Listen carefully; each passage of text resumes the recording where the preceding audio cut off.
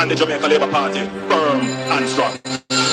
I pray to God to give me the energy we need to keep Jamaica and our people firm and strong.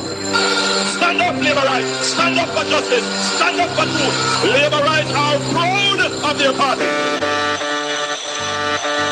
In the name of Jesus, in the name of Jesus, we shall have a victory.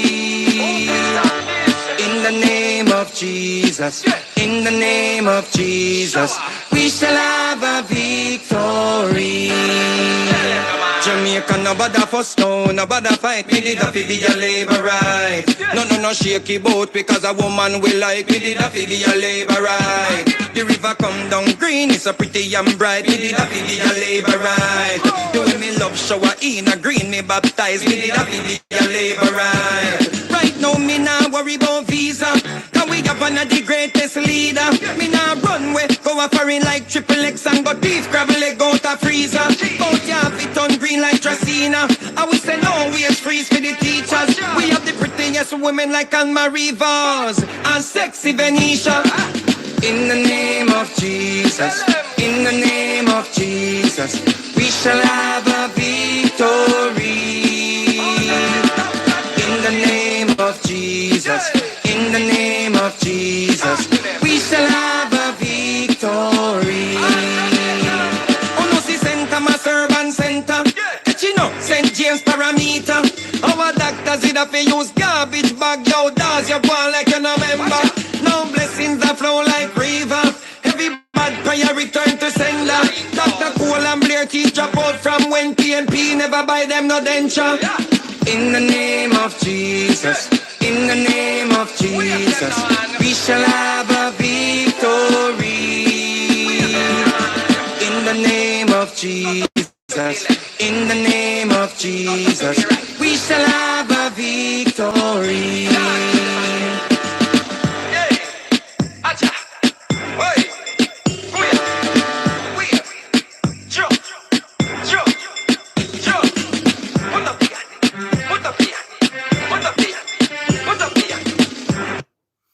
Good morning, Labor Roots, and good morning to all other comebacks watching this channel. Welcome to another episode of Political Hard Talk. I am your host, none other than the greatest Laborite alive. Good morning, my people. Good morning, worlders. So guys, I said in a previous live that I was going to do a series where I will be chronicling our national heroes. So we're going to start with the first one. I am having massive issues with finding like documentaries on our national heroes. There's not a lot of stuff documented. Jamaica need to do better in telling the stories of our national hero and get them documented so we can teach it and let our children listen to it, my people. You know, so for example, there's not a lot on Paul Bogle where you can find on a documentary. There's not a lot on William Garden that you can find on a documentary. You know, so we need to do some documentaries and play them in schools and have them in the public where our people can learn about our national heroes, my people. So let's roll out the morning shout outs, and then we're going to go to a documentary this morning. We're going to listen to the life story of the great Marcus Garvey, seeing who I feel some kind of connection to my people, you know. So let's roll out the morning shout outs and then let's get into it. So 876 JK, good morning. June, good morning. Jean, good morning. Karine, good morning. Mama Winsome, Namacha, good morning. JK, big up yourself. Sonia, big up yourself. A. Hutchinson and Devon Rumble, big up yourself. Good morning. Good morning to all of the silent watchers. See? Guys, remember if you like up your live, there's 29 of us. See if you can get me some thumbs up. Alright, so let's get into it, my people.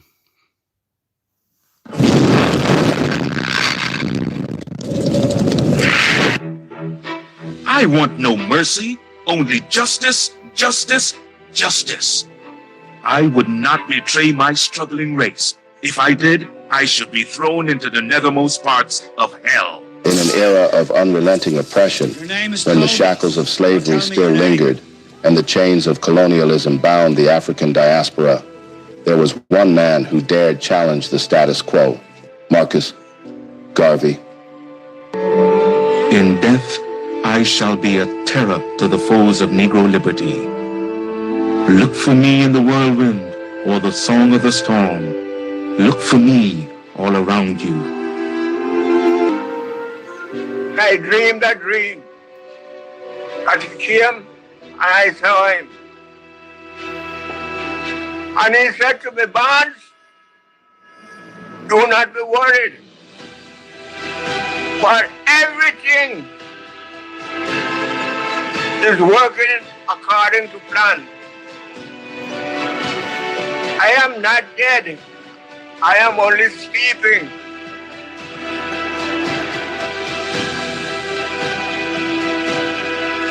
The organization left the legacy of I am. And simply, I am. With no apology.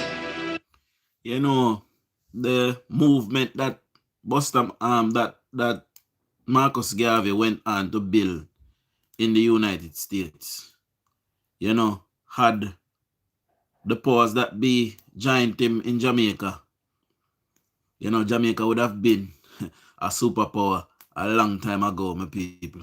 You don't know that, right? Had the powers that be tried to help him, and the power that be at the time was the People's National Criminal Organization who ran him out of Jamaica, and he went on to build a massive legacy, although the world never recognized it at the time, you know, but we do today, you know, and I believe that he would have been proud of what DUJON'S is doing in Jamaica today, you know. I am. We had never had that up to that time. We belonged to churches where we sang. Garvey, you just stand tall and quiet, looking into the future. And that's a great legacy. And just before we dive into the inspiring life of Mr. Garvey, something happened in this recent time concerning the uniquely endowed individual on the 19th January, 2025. Last week, President Biden made history by issuing more pardons and commutations than any president before him. Among the thousands of pardons was one that came after more than a century. Black nationalist leader Marcus Garvey received a posthumous pardon for a mail fraud conviction in 1923. Yes, you heard right. After over 100 years since Marcus Garvey died, he only just got a pardon, a posthumous pardon. I must tell you guys that I did not agree with that pardon. It should have been a full exoneration because he was framed by, you know, the white supremacist FBI at the time. And it has been proven that he was framed. Marcus Garvey was a man of dignity and a man of integrity. And, you know, they were scared of what he was trying to build, so they tried to tear him down. And I did not agree with that pardon, people. I believe that it should have been a full exoneration. You know, when you pardon somebody, you're saying, boy, I didn't do it, you know, but we have a little mercy. You know, it should have been a full exoneration. On January 19th, 2025, for a mail fraud conviction he had in 1923 while he was alive. This event didn't go down well with many in the black community, who became indignant on the account that it had taken the United States over a century after the man's death to concede to granting him some pardon over something he did not do. Advocates and congressional leaders had pushed for Garvey's pardon for years, with supporters arguing Garvey's conviction was politically motivated and an effort to silence the Pan-African leader who spoke of racial pride. This is audio of Marcus Garvey speaking in Harlem in 1924. The Negro is the man. We represent the new Negro. His back is not yet against the wall. We do not want his back against the wall because that would be a peculiar and desperate position. We do not want him there. It is because of this that we are asking for fair compromise. With a bill Belgians have control of the Belgian Congo, which they cannot use.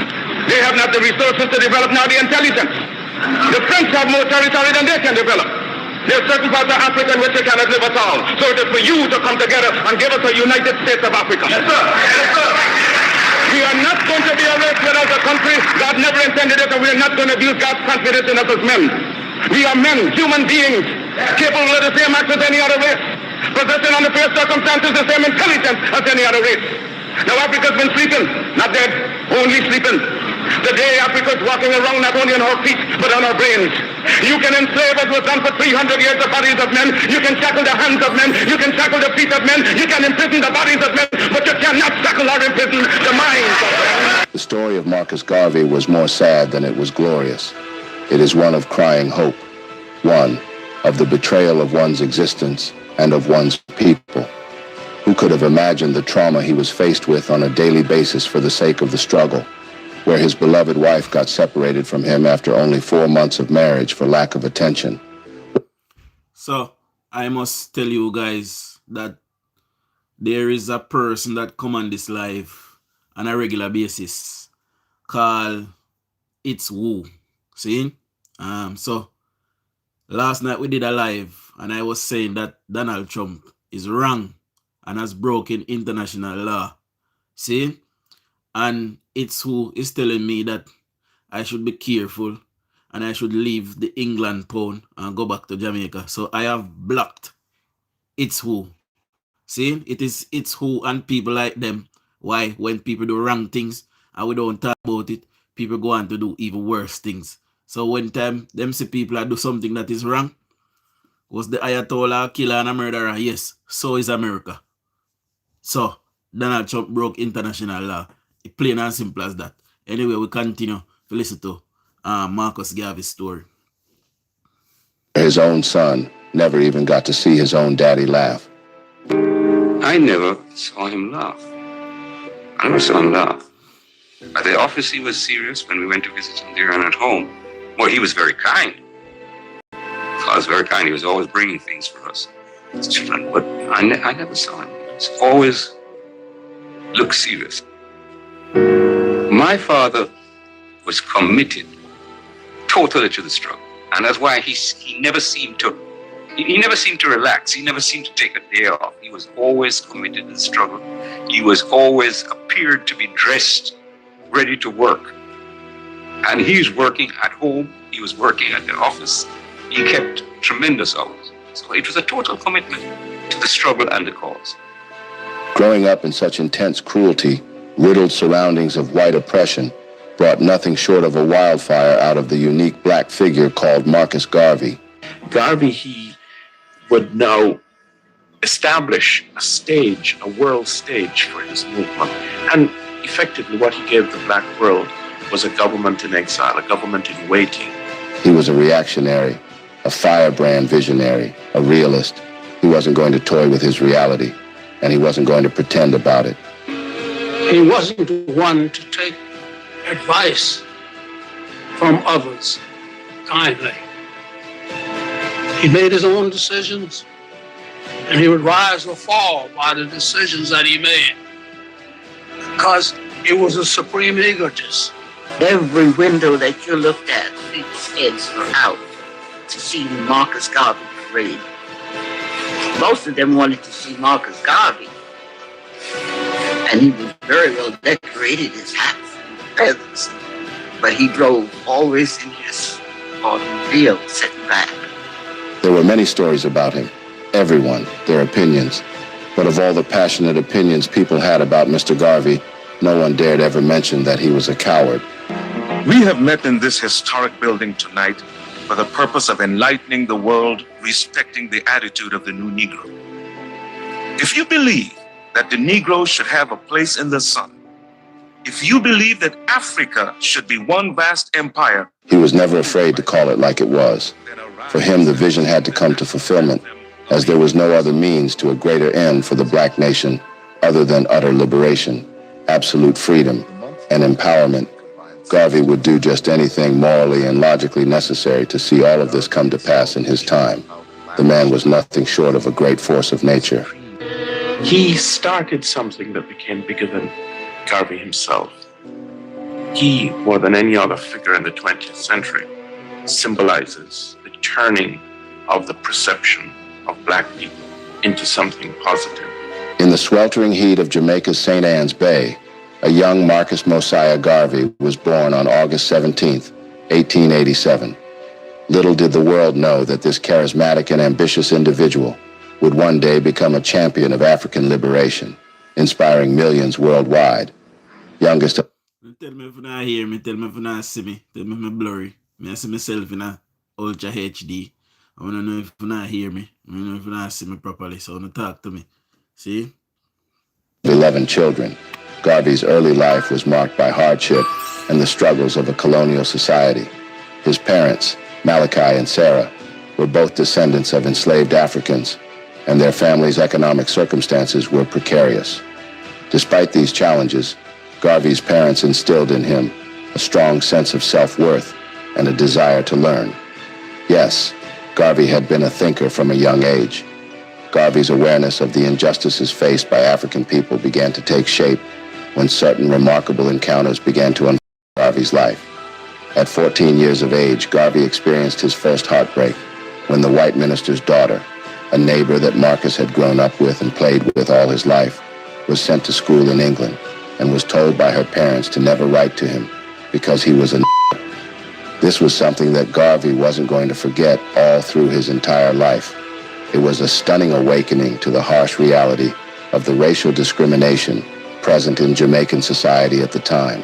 And he said that's the first time that he heard and became aware of this idea of being black and what it meant. He soon realized that opportunities for desirable employment, such as training for government jobs, went to white youths, while black boys became laborers. He felt shut out. He felt that he was excluded and made to feel that he was not good enough. The thing is, Garvey, like every other child, was born not knowing the difference between black and white, but his innocence was soon lost as these remarkable events began to unfold. And the rest of his life was really an attempt to prove that he was just as good as anyone else in the world. Garvey affirmed that God created all people equal, and to deny this was to insult the Almighty. He was particularly influenced by the works of Booker T. Washington, whose autobiography, Up From Slavery, left an indelible mark on Garvey's consciousness. Marcus Garvey's reading of Booker T. Washington's Up From Slavery was an eye-opener to him and pointed the way to his conclusion, which remained with him throughout his life, that the situation facing black people was a global one. Washington believed African Americans needed to improve themselves first, showing whites in America that they deserved equal rights. Although politically involved behind the scenes, Washington repeatedly claimed that African Americans would not benefit from political activism and started an industrial training school in Alabama that embodied his own philosophy of self-help. This, for a fact, had fallen in tune with Garvey's vision for black liberation. Garvey's journey as a leader had, however, begun in 1910 when he traveled to Central America, and there he witnessed firsthand the exploitation and oppression of African workers. I was determined that the black man would not continue to be kicked about as I had seen in Central America and as I had read of it in America. Garvey was disturbed. This was Garvey in his own voice. Where is his king? Where is the black man's government? Where is his king and his kingdom? Where is his president, his country, his men of big affairs? I could not find them.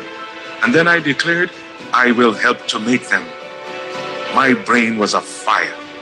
This experience had solidified his resolve to fight for the rights and dignity of African people. Garvey, having embraced Washington's ideas, had returned to Jamaica in 1914 and had founded the UNIA with the motto, One God, One Aim, One Destiny. Initially, he kept very much in line with Washington by encouraging his fellow Jamaicans of African descent to work hard, demonstrate good morals and a strong character, and not worry about politics as a tool to advance their cause. Garvey did not make much headway in Jamaica and had decided to visit America in order to meet Booker T. Washington and learn more about the situation of African Americans.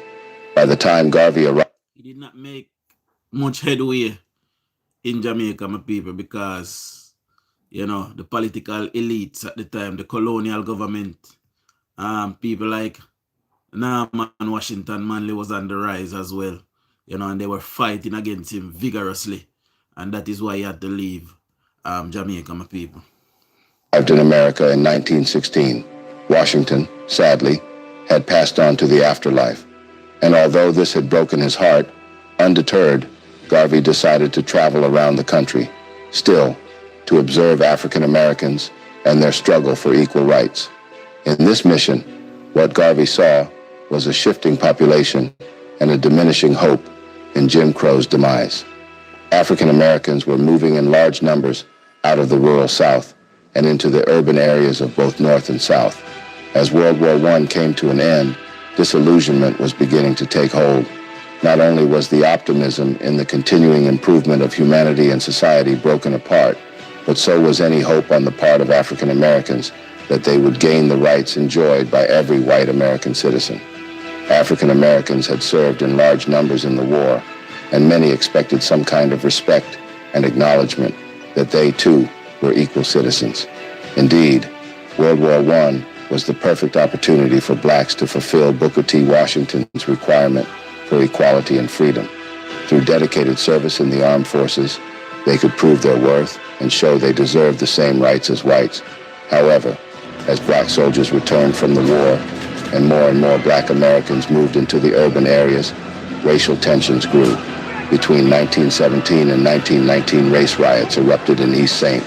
Louis, Chicago, Tulsa, and other cities, demonstrating that whites did not intend to treat blacks any differently than they had before the war. Marcus Garvey's arrival in Harlem, New York City in 1916 would mark a pivotal moment in history, coinciding with the dawn of the new Negro era. This transformative period was characterized by growing black discontent and resistance, fueled by another one of those riots born of uncontrollable hatred and envy of the black race, the horrific East St. Louis race riots in 1917. On July 2nd, this particular year, just months after America's entry into World War I, the city of East St. Louis had exploded with the worst racial riot the country had ever seen. This riot in particular highlighted the depths of racial violence and injustice, leaving a lasting impact on the nation. On the side of African Americans, hundreds dead, and on the side of whites, only 39 had been killed on that day. You have black troops going off to fight to make the world safe, democracy in April, and in July, you have black people being murdered in this wanted, barbaric manner in East St. Louis, children being thrown back into flaming houses, people being boarded up in their houses before they're torched. So even by American standards, East St. Louis was a horror. This was heartbreaking for Garvey. He had surveyed the pitiable racial situation and was terribly offended at it all. At this point, he had become increasingly convinced that integration would never happen, and that only economic, political, and cultural success on the part of African Americans would bring about equality and respect. And when the then NAACP leader, W.E.B. Du Bois, conducted a silent march in response to the mass killings of the blacks who were killed in the East St. Louis race riots of 1917, Marcus Garvey didn't buy that. He had considered it an act of servility, an act far less in response than what has been done to them. Hundreds of black people dead in a single day, Garvey lamented. This was no time for a silent march, but a time for black people to get together and fight back. The whole thing, my friends, is a bloody farce.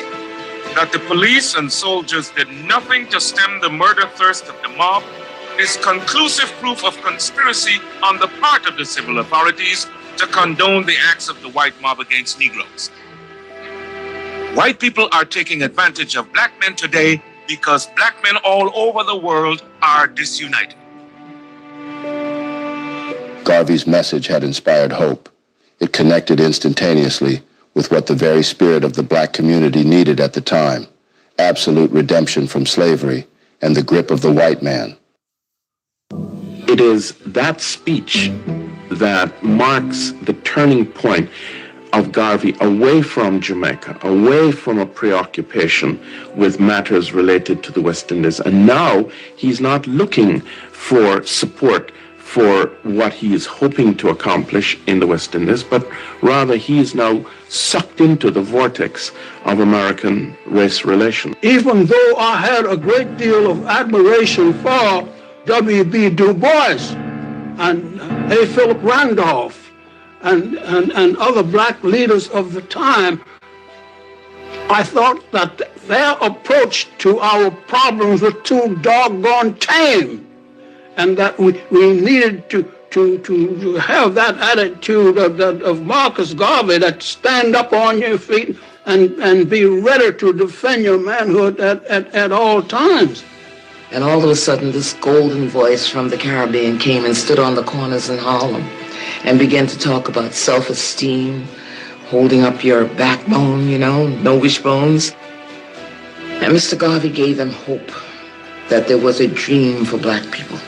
Garvey's message was practical, logical, and motivated black Americans whose predicaments were, by the said time, already overwhelming.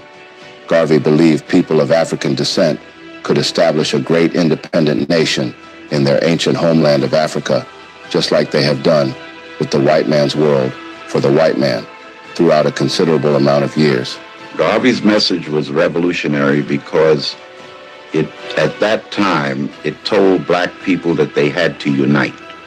They had to come together as one and believe in their roots, that they came from something greater than they were told. To begin with, Africa was called the Dark Continent.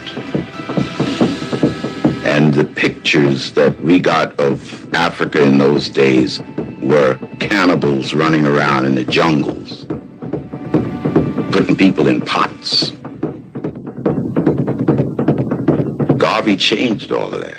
Garvey had taken the self-help message of Washington and adapted it to the situation he saw in America, taking a somewhat individualistic, integrationist philosophy and turning it into a more corporate, politically minded, nation-building message.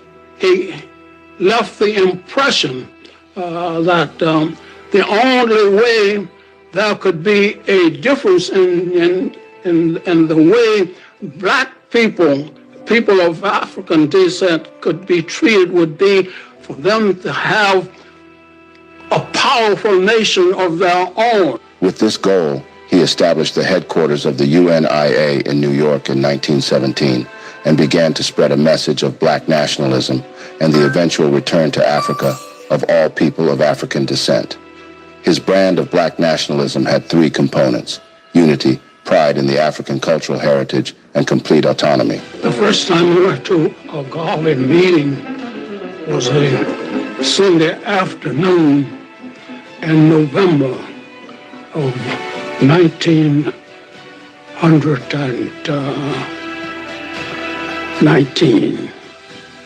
It was the first time I had heard the message of the UNIA. The day I met Marcus Garvey was one of the most exciting days of my life. It was filled with anticipation from the earliest part of the day, because I knew that I was going with my father to meet Marcus Garvey. And when Garvey came in the door... By the way, my people, when you hear the American matter Garvey, at this point in time, Garvey's message was spreading, but Jamaicans and Jamaica government did not recognize him as such at the time, my people. Everybody stood up in one accord and said, "Speak, Garvey, speak." And it was just like a hush on the room. He said that the pen is mightier than the sword, but the tongue is mightier than them both put together. In the year 1919, Garvey had purchased an auditorium in Harlem and named it Liberty Hall. There he held nightly meetings to get his message out, sometimes to an audience of 6,000. Meanwhile, in the year before, relying on the printing skills he'd learned as a boy, Garvey had begun a newspaper called The Negro World with a cover price of 5 cents, which, by 1920, had a circulation somewhere between 50,000 and 200,000. The paper carried essays, articles, and poetries, and black history and world events. On the front page of every issue was a long editorial penned by Marcus Garvey himself. He distributed this paper with the help of Amy Ashwood, who had made her way to New York a year earlier. Garvey was a black revolution.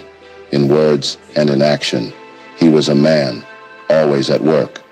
To promote unity, Garvey had encouraged African Americans to be concerned with themselves first. Thus he had stated after World War I. The first dying which is to be done by the black man in the future would be done to make himself free.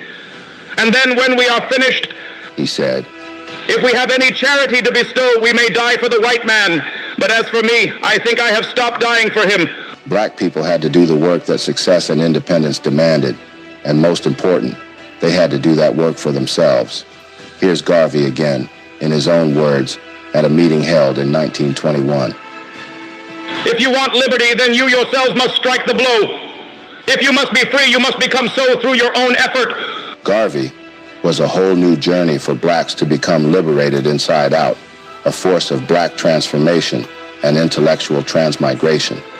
His ideals were a life-changing revolution for the survival of the black race in the United States. Imagine what people then go through all of this. Imagine Marcus Garvey went through all of this and in the end was in prison, shame, and dead a sick man outside our country. Only for Jamaicans get up and vote for one white man that have links to the same people them were tear down and kill eventually with first national hero. Imagine. With the workless the people were support the PNP and support Mark Golding. On an ambition. On a lift up. States. When he spoke, it was as if you were speaking yourself. It was not like somebody speaking to you, but like he was you, or you was he. And it just was a connecting link, and it was something like fire, like lightning, like something that went through everybody at the same time. Be as proud of your race today as our fathers were in the days of yore. We have a beautiful history, and we shall create another in the future that will astonish the world. I can advise no better step toward racial salvation than organization among us. We have been harassed, trampled upon, and made little of because of our unfortunate condition of disorganization. Our racial Norman Manley made him an exile in the end. The PNP's Norman Manley made Marcus Garvey an exile in the end. He had to run away after he was in prison, deported to Jamaica. He had to run away to Britain, and that's where he died because of Norman Manley, Michael Manley's father, my people. See? So all I want to see I run behind Mark Golding today. You know, I behave at the PNP from the very inception. You know, so PNP are one dog shit party, my people. We don't have to support them. The program of today is a united, emancipated, and improved people. Garvey took black folk who were assaulted by a variety of very unfortunate and negative images of themselves and made them believe in themselves, made them see physical beauty in themselves, made them see the need to interpret and write their own history. In that sense, Garvey sold the Negro to himself. Garvey's message would continue to attract a great deal of interest from blacks all over America. The new messages of this black prophet in the said era, who was by then nicknamed Black Moses by his people, quickened black souls and hearts that had been trodden on and depressed underneath the organized, oppressive legacy of the American system. Garvey knew that African Americans would not take action if they did not change their own perceptions of themselves. He hammered home the idea of racial pride by celebrating the African past and encouraging African Americans to be proud of their heritage and proud of the way they looked. Garvey had proclaimed, "Black is beautiful," long before it became popular in the 1960s. He taught the black woman especially to love herself. Marcus Garvey wanted black women to look at themselves in a new way as beautiful. Because up to the time that Marcus Garvey came into the Harlems of America, black women were what? Domestics, seamstresses, nurses at the bottom of the rung of whatever service line they could be. After you joined the government, you were convinced that you were somebody. It made you feel that you was valuable and you were worthwhile, and that you had something to live for. You had something even to die for if necessary. That's how important it was to be a part of the Garvey movement. That's how I felt. And until today, that's the way I feel. Garvey idealized women. He had a romantic view of the beautiful black woman, the black goddess, Africa herself as a woman. And he idealized women, and he wanted to place them on pedestals in a way of lifting them up from jobs like domestic service into middle-class life. He published photographs in his newspaper, The Negro World, showing beautiful black women. He wrote a famous poem, for example, called The Black Woman, which begins, Black Queen of Beauty, thou hast given color to the world. Among other women, thou art royal and the fairest. Black men worship at thy virginal shrine of truest love. When Africa stood at the head of the elder nations, the gods used to travel from foreign lands to look at me. Garvey used the Negro world to promote a new, aggressive image of black women in many ways. Perhaps best known was the creation of a special women's page in the Negro world. That page opened up the newspaper to the voices of women in many interesting ways. They began to talk about the role of the black woman in the family, in politics, in the arts, in history. He wanted African Americans to see themselves as members of a mighty race, which they truly happen to be. We must canonize our own saints, create our own martyrs, and elevate to positions of fame and honor black men and women who have made their distinct contributions to our racial history. Garvey would habitually reckon. Garvey had even gone as far as encouraging parents to give their children dolls that looked like them to play with and cuddle. And he did not want black people thinking of themselves in a defeatist way. I am the equal of any white man. I want you to feel the same way, he would say. I am the equal of any white man. I want you to feel the same way. The PNP don't feel the same way, and their supporters, the PNP, feel like they are subservient and they are slave. You know, they look up to a white man today. When you tell them, say, road with them and they from Yassa, because he's not supposed to lead with people. Go ahead, one Marky G, you know, go ahead, move up and go ahead. I don't know if you move. You're not supposed to come nowhere near the, all of us supposed to stand up behind Andrew Holness. A few nation that. See, no white man not supposed to come because they're not indigenous from there. And Mark Golin mother and father not come from there either. See, say what I want to say about Edward Seaga. Edward Seaga was not white. He was mixed Syrian. And his mother and father and grandmother and grandfather come from Jamaica. So that make him a Jamaican. Mark Golin cannot say the same. Mark Golin immediate family, mother and father is not Jamaican. Therefore, he's not Jamaican. So me tell you no friend now.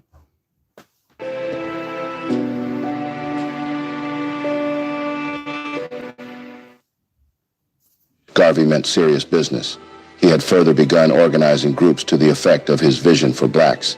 He needed to change things by every means morally possible. But people do not change things by not responding to the reality of their surroundings. For Garvey, the black community all over America was in a dire state, and he responded to it by starting off with the formation of an organization for black struggle.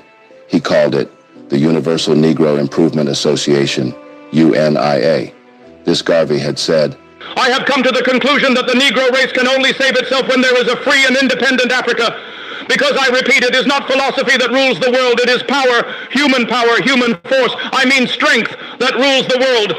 And the race and nation that has that is the race and the nation that is supreme. Give power to black Africa, and we become masters of the destinies of man. And that is what we want. And that is what we must get if we are going to survive. Power would enable black men and women to redeem themselves and their continent, and achieving this power was the first step in the process of redemption. But power, Garvey recognized, required economic support. Such economic and financial development was primary in Garvey's vision, hence the Universal Negro Improvement Association, the UNIA. The UNIA was brought into being for the purpose of helping to develop the financial condition of our people and placing us in a position to control the industries we want. That was Garvey yet again talking. If every division of the UNIA all over the world with 1,000 members in each division would carry out this system, do you know what would happen? In the space of 2 years, the parent body would be able to control between $1 billion and $2 billion. We could force legislation. We could do anything. If you develop a strong financial power, you will control the politics of the country. You will... You know, Marcus Garvey started saying all of this. You know what start happening now? I guess you never tell me in the comment section what start happening. You don't tell me I play a video. You tell me what start happening. Control legislation, and if you can control legislation, you will control the government and you will get all that you want. That was excellently put out, and with just 35 cents, a photograph and a pledge to support Garvey's nation-building program, any person of African descent could join the Universal Negro Improvement Association. Garvey's genius was to transform cooks, maids, and workmen with the pride that comes with a title and a uniform. You would almost see them metamorph into something else. You would see it. So what started to follow now, my people? You know, bad mindism. Black people within the ranks start get corrupt, start get bad mind, especially when the money start make. You know, and they eventually sold them out, my people. Just like how they sell out Malcolm X and sell out Martin Luther King. You know, they eventually sell him out. He own black people, them when I try for help. See? They suddenly get very tall. Because the smallest man in the uniform still looked like a giant. I can tell you that from experience. They were gorgeous. The black men were gorgeous. The movement had become an excellent revolutionary organization for blacks. Everyone was carried along. Jacob Samuel Mills, a master carpenter from St. Kitts, for instance, had come to Harlem in 1910, but barred from the all-white carpenters union. Mills could only find work as a janitor. However, by virtue of the Garvey movement, joining the African Legion had changed it all for him. Here's what his daughter had to say. My father joined the Garvey movement because he thought it was something for the advancement of black people. And every Sunday afternoon when he was through with his work, he would put his uniform on. He felt very proud when he wore that uniform. He would wear it on the trolley car and let everybody look at him and talk if they wanted to talk. But that was Captain Mills. And then the transformation for the common black man began. The effect of the uniform on everyone who saw it was electrifying, but especially on white people. I heard white women fainted. Well, we had the big parades going down Fifth Avenue. They would just fall out. The UNIA had something for everyone. For men, there was the African Legion. For young people, there was the Juvenile Division, and in the Black Cross, nurses, and the Universal Motor Corps. The Garveyan movement even offered black women a dignified place of their own. We wore this uniform everywhere. That was a physical statement that these uniforms and plumage made to the rest of the world, that we are Garveyans and proud of it. My father at one point said that the organization would have been able to develop farther and faster if we had more women in the organization in comparison to some of the wimpy men at the end. The Black Pride had been firmly established by the establishment of the UNIA. Members pledged allegiance to the red, black, and green flag, which Garvey himself had designed as a symbol of a black nation in the making. Show me the race or the nation without a flag, and I will show you a race of people without any pride. But that was said of us 4 years ago. They can't say it now. Ethiopia, the land of our fathers, thou land where the gods love to be, as storm clouds suddenly gather all armies come rushing to thee.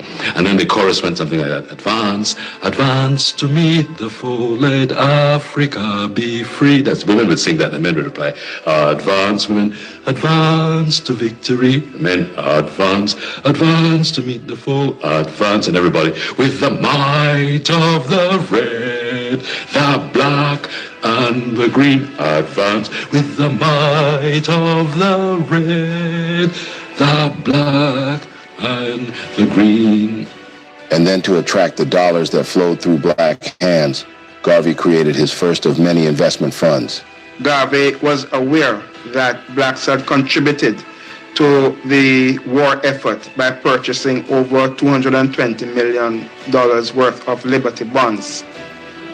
And this contribution to the war effort indicated that there was some wealth within the black community in the United States. And his idea was that this black wealth should be converted into businesses that would benefit blacks and projects that would benefit black people. Garvey's idea of the UNIA was that it would teach success. It was going to be a vehicle to communicate and demonstrate that black people could be successful. This idea of success was now translated into a whole series of commercial ventures. Laundries, restaurants, newspapers. While racial pride and unity played important roles in Garvey's history with Mr. E. You have ChatGPT. Just type in where just ask me in a ChatGPT and it will give you a list. You know? Black nationalism. He touted capitalism as the tool that would establish African Americans as an independent group. Interestingly enough, it was white America that served as a prime example of what blacks could accomplish. Until you produce what the white man has produced, Garvey claimed, you will not be his equal. To this effect, Garvey had established the Negro Factories Corporation, which financed the UNIA and offered stock for African Americans to buy. He wanted to produce everything that a nation needed so that African Americans could completely rely on their own efforts. At the peak of this, the corporation operated 3 grocery stores. Imagine Marcus Garvey was in government in Jamaica and doing all of these things, my people. Jamaica would have industrialized many, many years ago and would have been probably a superpower by now. You know, today we have a version of Marcus Garvey in Andrew Holness who is getting on with Jamaica's business, but with diplomacy, you know.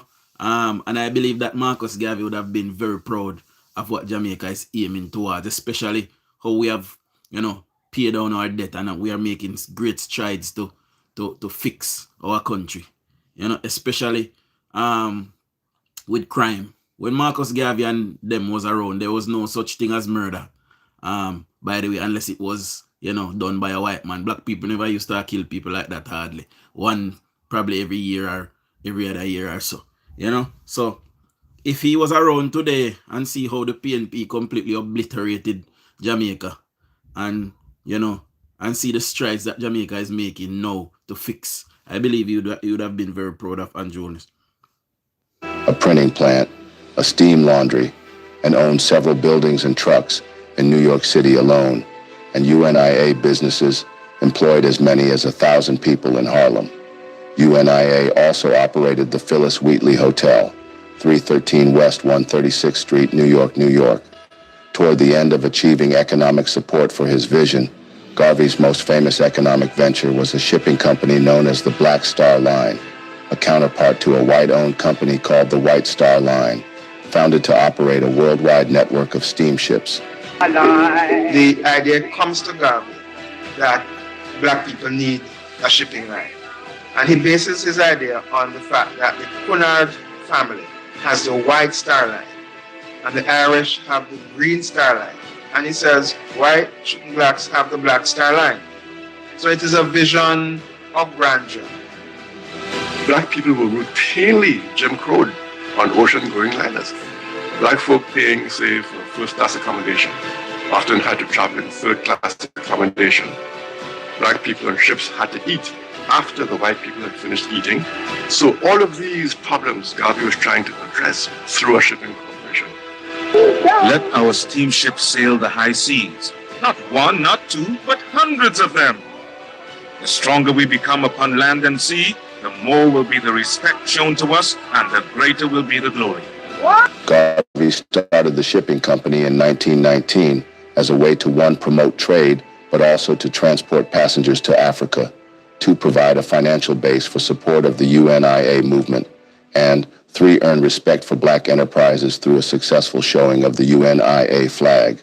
Garvey offered shares of stock in the new company at $5 per share, and within a year, the line had raised $610,000 and owned 3 active ships. The Black Star Line was in some ways Garvey's Empire State Building.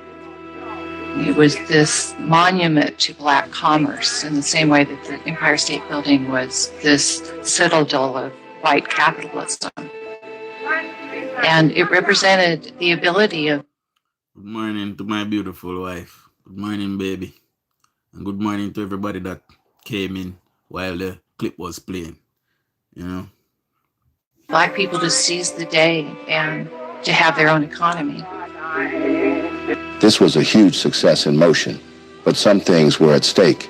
UNIA businesses had before long begun to flounder, as Garvey was into hiring managers with little or no experience. As a consequence, Garvey began shifting funds from one company to cover the mounting losses accruing in another. Even if the business practices of the Black Star Line's officers had been above reproach, the corporation still would have had great difficulty keeping its flag above water. And why? Its unwise purchase of dubious ships at exorbitant prices was a handicap from which even a more soundly managed company would have been hard put to survive. The thing was, Garvey needed more competent minds on the table to work with, and this was vastly missing. Garvey looked for people who would be personally loyal to him. I think this is the only way we can explain the mismanagement and incompetence of the Black Star Steamship Line. The first treasurer of that... I think those managers that was to manage the Starship Line, I believe they're from PNP background, my people. And PNP alone we see babes, we see the babes with Air Jamaica where you have manager being manager for manager and manager being manager for manager and then tear down the airline because of PNP. See, so I believe that these people that was running the ship, the cruise line, I believe they were PNP my people, you know? Line was a railroad clerk who had no experience in bookkeeping. What was important here, I think, was not an intellectual competence, but a loyalty to this charismatic leader. There was the grumble about Garvey being anti-democratic, which thus denied him the professional counsels he may have needed mostly in the running of his affairs. It was said that at one point, Garvey had physically assaulted an early member of Brand for challenging his leadership. Garvey was in loyalty, not in competence, because he does not attract around him people who are particularly competent, and they therefore would not tell him or try to stop him from... I personally don't believe that that is what happened, my people. What happened is, you know, he wanted to put our people in those positions and raise them up to make them feel better about themselves, but they were not competent. I don't believe it was purely driven by his ego to have people loyal to him. See, I believe that he just wanted his people to elevate themselves. See, pretty much like today, Andrew Wallace is saying, elevate yourself, and then they move to saying that him a thief. See, because him a tell Jamaican people say, instead of you take one fried herring and piece of bread from PNP, see who can line you can go hook 10 fish and fry them for yourself. See? Using those monies to finance other endeavors in the UNIA. Garvey was in fact frustrated at some point, which could only eventually have led to occasional tantrums. Leadership was no child's play. Nonetheless, there's no way to succeed for long with all the antagonisms and hate games going on. From the American government, worse still, from his own people. In October 1919, resentment against Garvey boiled over. An angry investor named George Tyler had pushed his way into the UNIA headquarters where Amy Ashwood was now working, and right there he had shot Garvey 3 times. Amy Ashwood didn't really want to let him in. He seemed disturbed. Garvey Garvey get shot though. I bet you don't know that. came forward and said, "What do you want?" Whereupon George Tyler pulled out a gun and began shooting. Amy Ashwood threw her body between the shooter and Garvey to protect her lover. George Tyler said, "I don't want to shoot you," trying to aim around her. She tackled Tyler and they tumbled down the stairs to the first floor. As soon as the shots were fired, the people on the first floor had called the police. The police came, they apprehended Tyler and took him to jail in Harlem. And the news reports were that Garvey had been shot in the head, and it made a huge news splash. And that moment becomes the turning point because Garvey survives 3 shots.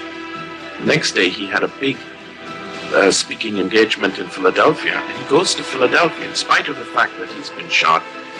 He's bandaged, but he goes and makes his speaking engagement. And he now has this extraordinary sort of quasi-religious significance. He survived. He's invincible. Garvey had survived the 3 gunshots and attended a big speaking engagement in Philadelphia the next day with the wound bandages still on him. This had pretty much earned him increased solidarity, and by the year 1920, the UNIA had increased tremendously into 1,100 chapters in 40 countries around the world, such as the UK, Cuba, Panama, Costa Rica, Ghana, and by 1926, the membership of the UNIA had grown to over 11 million members. Which country you not hear a while ago? And tell me which country you don't hear a while ago. In that country that we call out. Tell me which country you not hear. Marcus Garvey built the largest black organization in history. While chapters existed in the larger urban areas such as New York, We definitely hear Cuba. Anybody hear Jamaica? Nobody hear Jamaica a while ago? Chicago, and Los Angeles, Garvey's message reached into small towns across the country as well. Later groups such as Father Divine's Universal Peace Mission Movement and the Nation of Islam drew members and philosophy from Garvey's organization, and the UNIA's appeal and influence were felt not only in America, but in Canada, the Caribbean, and throughout Africa. However, with Garvey's rising influence came a growing number of black critics who mocked Garvey's hard work and eventually made him a target for the U.S. government. At the end of World War I, the world powers had descended on their side to make peace and redivide colonial territories, but from his podium in Harlem, Garvey had argued that it was time to give Africa back to black people. Some said it was a ridiculous fantasy, but Garvey's slogan, "Africa for the Africans," reverberated around the world as his movement spread through the colonies. In Europe, Garvey began to be seen as a capital threat. The United States had worked with the British government during World War I, and they continued that after World War I with a focus on Garvey. Because the British government was deathly afraid that the Garvey movement was going to spread revolution. They feared the hundreds of thousands of the masses of blacks under his influence. And undoubtedly, Garvey did stir up nationalism. I say this plainly and for everybody to hear. We are organizing every pale face out of Africa. Do you know why? Because Africa is mine. Africa is the land of my fathers. We who make up this organization know no turning back. We have pledged ourselves, even unto the last drop of our sacred blood, that Africa must be free. You know, while a lot of Garvey dreams came true in the end, would we say we are a completely free people today? No. Jamaica rules itself, you know, and we make our own laws now. Still overseen by the white man even today. But self-worth and to know thyself and to love thyself, we still a struggle with our identity, especially the people of Jamaica. They refuse to educate themselves, especially the PNP. Now, when you see PJ Patterson come and say black man time. And then you have Portia Simpson Miller was a first female prime minister. And then you go to Peter Phillips, who never make any strides, and then you turn back to a white man. That is reverse. The PNP just went into reverse. So all of these heroes and all of these heroes that we have that fight for liberation of our people and fight for the freedom of our people. The PNP now come and spit in those people's face to place Mark Golding in the position that he's in, knowing full well that Mark Golding's ancestry can be traced to those same people that have oppressed us all of these years. Something like that should have never happened. And I will repeat it again. Edward Seaga is not white. He is of Syrian descent. Edward Seaga, mother and father, born Jamaicans. Edward Seaga, grandmother and grandfather, born Jamaicans. Edward Seaga was born on a ship going to America in American waters. See, heading to Boston. That is where Edward Seaga was born. See, he was there for 3 months and he came back to Jamaica with his Jamaican parents. Therefore, he can claim Jamaican heritage. Mark Golding cannot. Mark Golding's mother and father, they are white English people. See? So, we'll continue to listen to people. Garvey, at this time, is being watched by the federal government, who had planted the FBI on his every move, appointing the person of J. Edgar Hoover to oversee the mission. And Hoover's agents were present at Carnegie Hall on the day that Garvey made this statement. The agents planted by J. Edgar Hoover had reported that Garvey's address was met with great applause and much excitement. In determination to hunt Garvey down, Hoover hired the FBI's first black agent in order to infiltrate the UNIA. The agent, James Wormley Jones, was referred to as Code Number 800. One of Garvey's close confidants, Herbert Boulin, was a spy for the FBI known as Agent P-138. He was known by a code number. All his reports were signed 800. That was his code. And his job was to go into Harlem and to infiltrate the Garvey movement, to try and find evidence that could be used to build a legal case for ultimately getting rid of Garvey. Garvey rejected America. They could no more agree to and accept a militant rejection of America by blacks than they could accept a militant demand for full inclusion by blacks. Garvey's Negro World paper, now published in French, Spanish, and English, carried news of the rebellion all around the globe.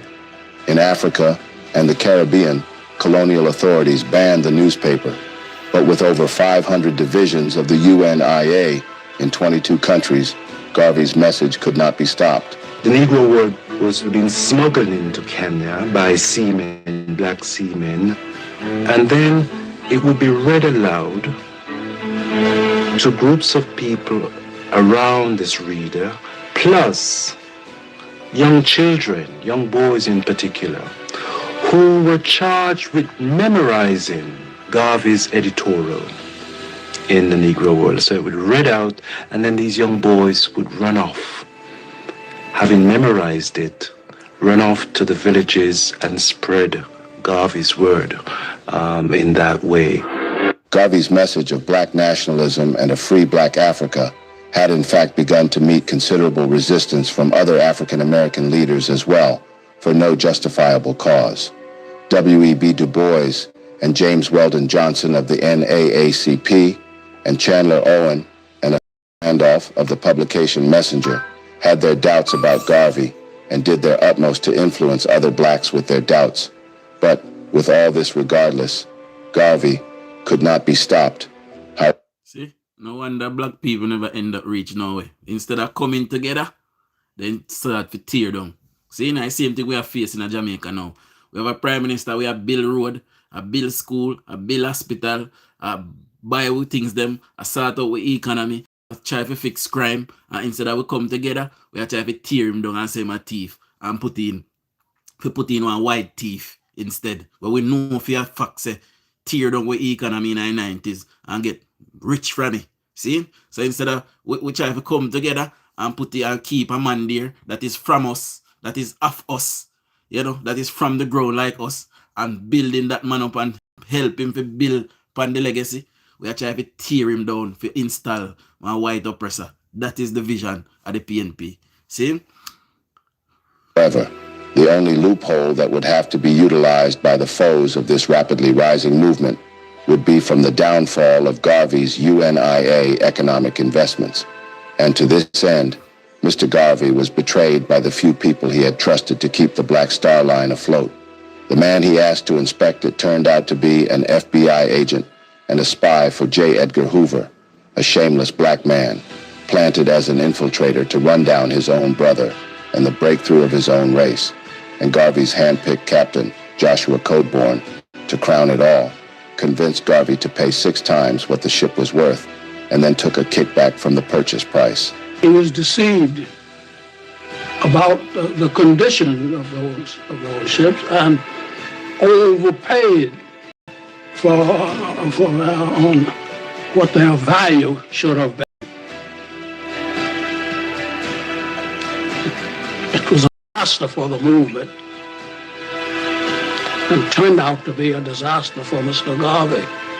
So, you can't just say own black, my people. You know, they will tear it down.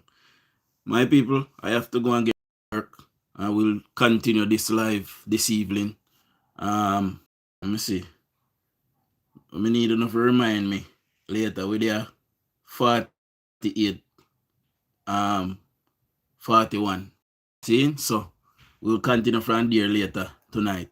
And we'll continue to talk about our first national hero. So we are doing a segment now where we're going to chronicle our national heroes. See? I am not sure who will do next, but I'll try to find somebody else that we can do. So big up all 113 persons who is still here. Big up all 68 persons that gave me a thumbs up. Please subscribe if you're here for the first time. And I'll soon know this evening. See? Much love. Much respect. Shower labor rights.